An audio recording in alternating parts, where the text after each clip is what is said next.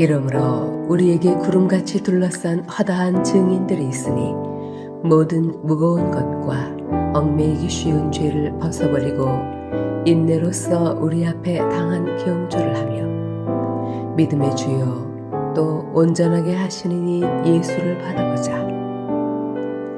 그는 그 앞에 있는 기쁨을 위하여 십자가를 참으사 부끄러움을 개의치 아니하시더니 하나님 보좌 우편에 앉으셨느니라.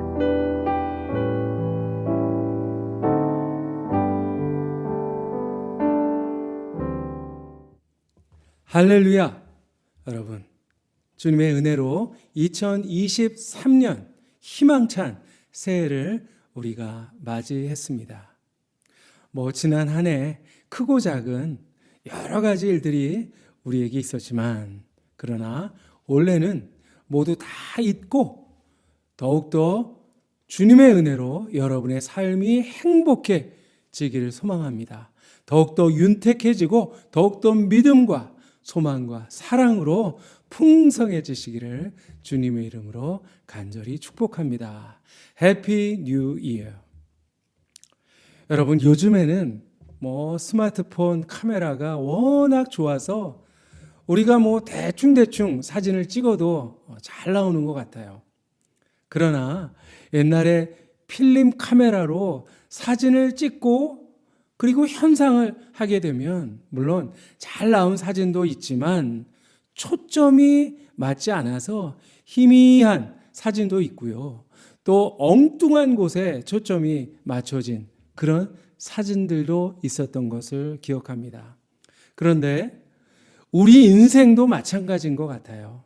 우리 모두가 인생을 살아가지만 어떤 사람들은 아무런 목표 없이 그저 초점이 맞지 않은 사진처럼 희미한 인생을 살아가는 경우도 있고요. 또 어떤 이는 엉뚱한 목표를 정해놓고 잘못된 삶을 살아가는 그런 경우도 있는 것 같습니다. 그러나 우리가 더 행복하고 성공적인 인생을 만들기 위해서는 정말 분명하고 바른 목표를 세우는 일 너무나도 중요합니다. 우리가 아무런 목표 없이 살게 되면 삶이 질서를 잃어버리게 돼요.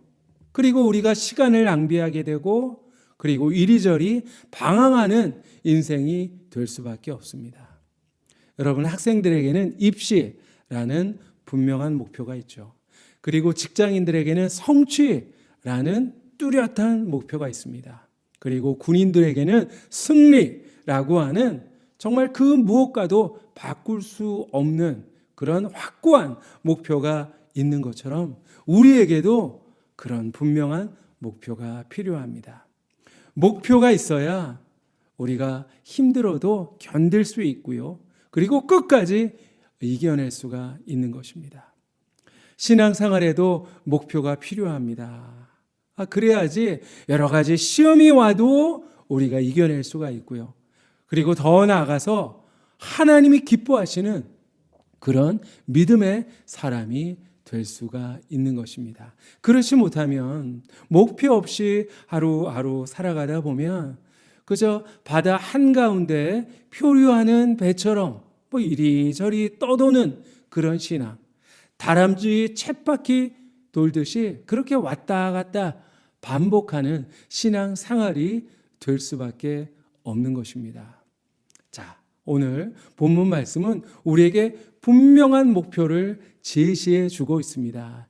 믿음의 주요 또 온전하게 하시는 이인 예수를 바라보자.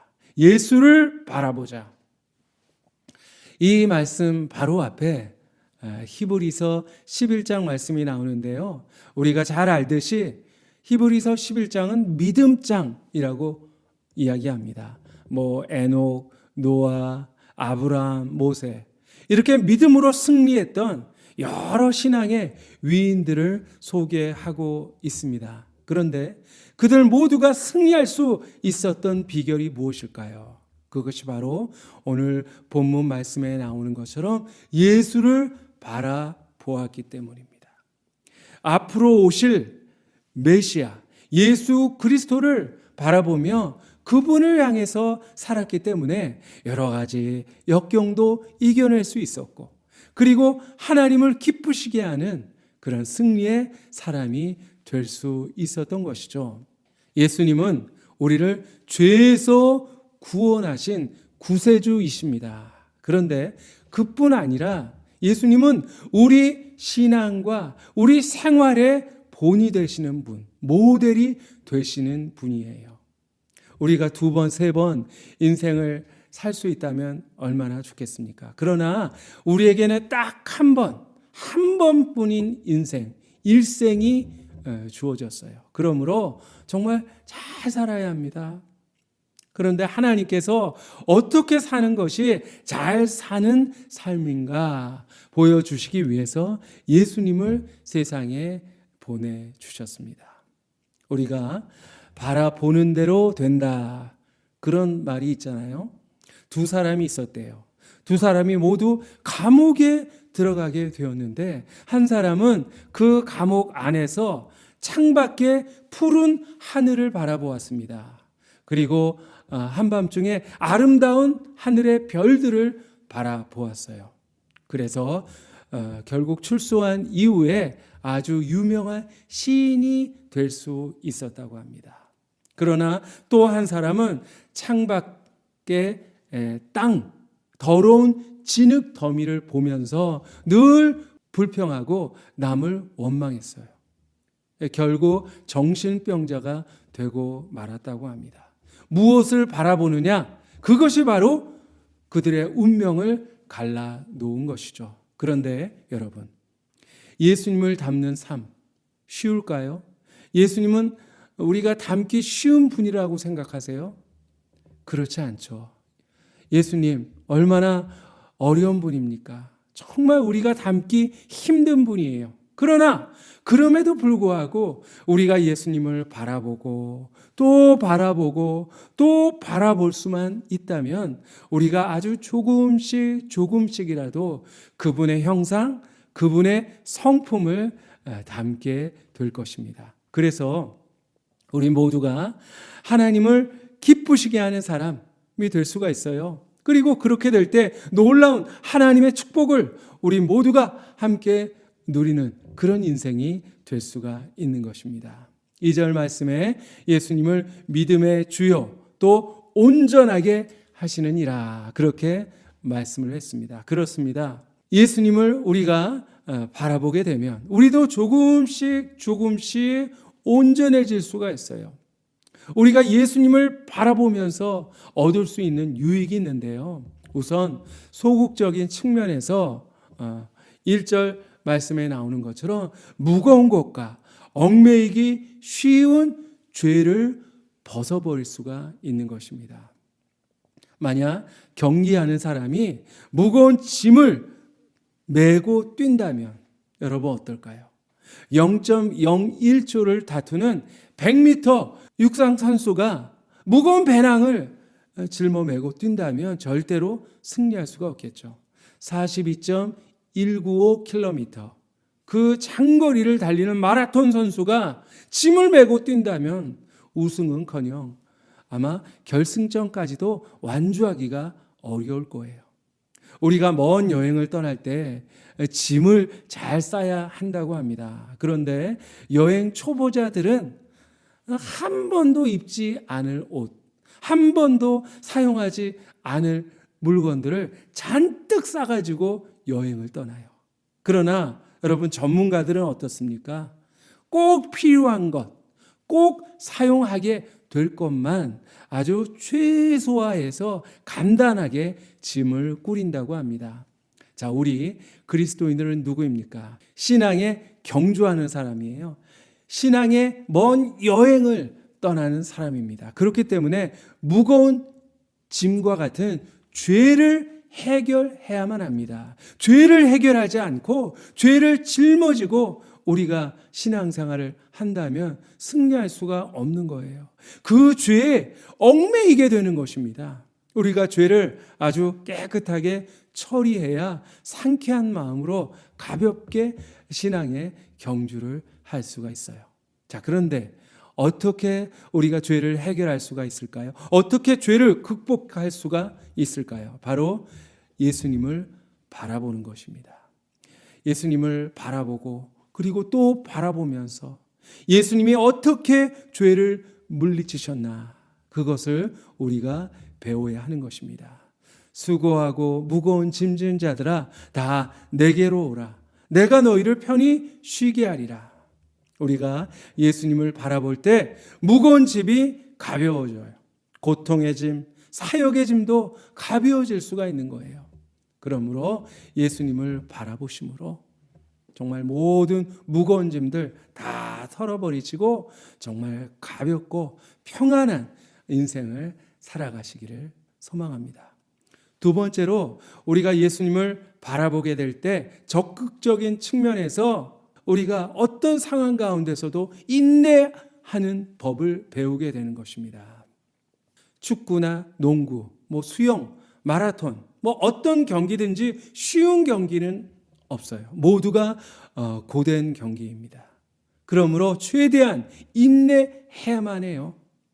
고된 훈련을 인내해야 되고요. 그리고 힘든 경기의 모든 과정들을 인내해야만 합니다. 여러분, 우리가 잘 아는 손흥민 선수는 이 양쪽 발을 모두 잘 쓰는 선수로 유명합니다.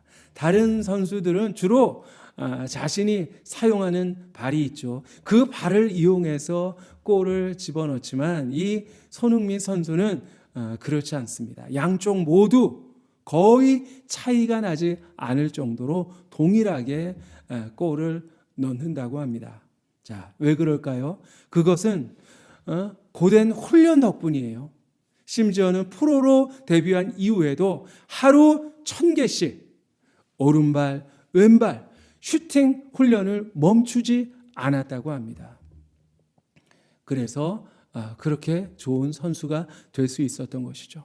모든 선수들은 상대방 선수와 싸워 이기기 전에 먼저 자기 자신과의 싸움에서 이겨야 하는 것입니다. 자신을 이기지 못하면, 자신을 인내하지 못하면 승리자가 될 수가 없어요. 그런데 여러분, 신앙생활만큼 인내가 필요한 것도 또 없는 것 같습니다. 왜냐하면 하나부터 10까지 신앙생활은 모두가 인내 생활이에요. 우선 기도 생활을 우리가 본다면 기도 생활에도 인내가 필요합니다. 기도의 씨를 뿌리고 그리고 응답의 열매를 거두기까지 우리는 인내하고 또 인내하고 기다리고 또 기다려야만 하는 것입니다. 또한 선행과 봉사생활을 할 때도 인내가 필요합니다. 그래서 성경 말씀 가운데 우리가 선을 행하되 낙심하지 말지니 포기하지 아니하면 때가 이름에 거두리라, 그렇게 말씀하고 있습니다. 우리가 교회 생활 하는 것도 예외가 아닙니다. 인내가 필요합니다. 교회는 어떤 곳일까요? 천사들이 모여 있는 게 아니에요.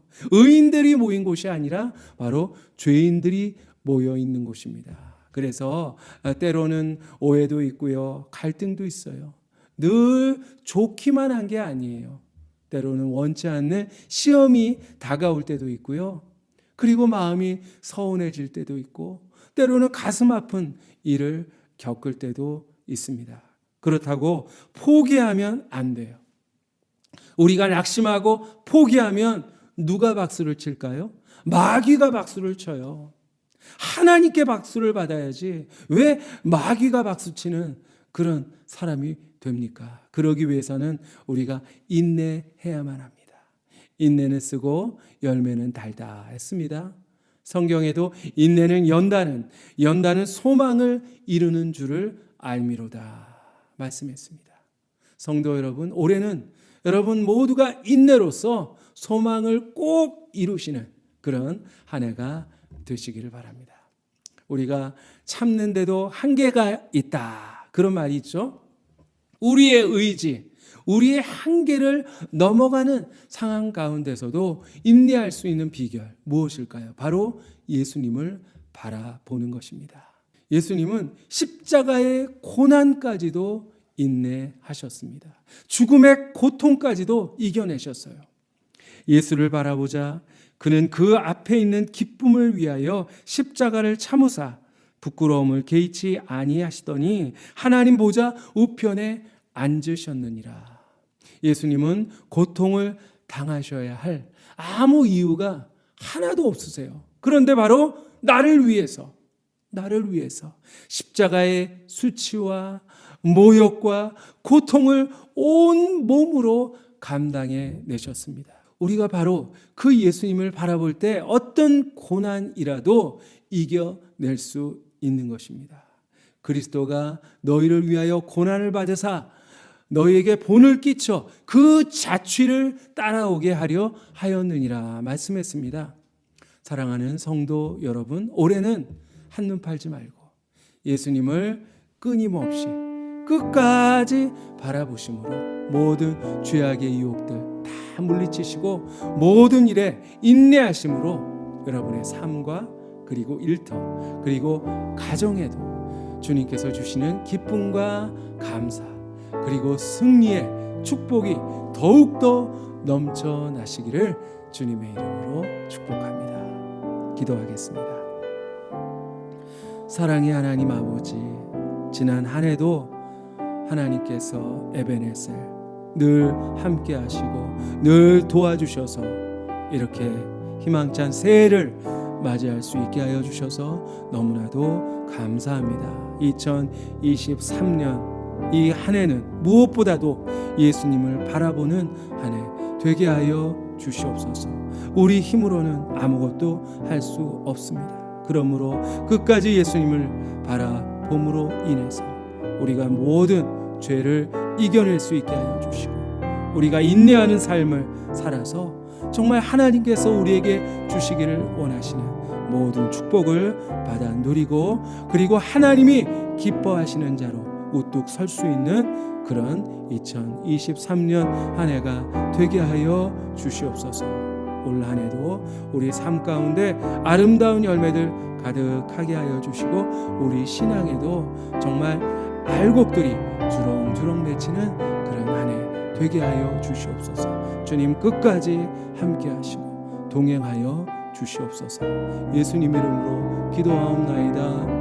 아멘. 이제는 예수 그리스도의 크신 은혜와 하나님의 영원하신 사랑과 성령님의 교통하심, 인도하심, 내주하심이 이제 2023년 새해를 주신 하나님께 감사하고 더욱더 예수님만 바라보는 삶을 살아갈 것을 다짐하는 우리 모든 사랑하는 교우들 그들의 삶 가운데 항상 함께 하시기를 간절히 축원하옵나이다. 아멘.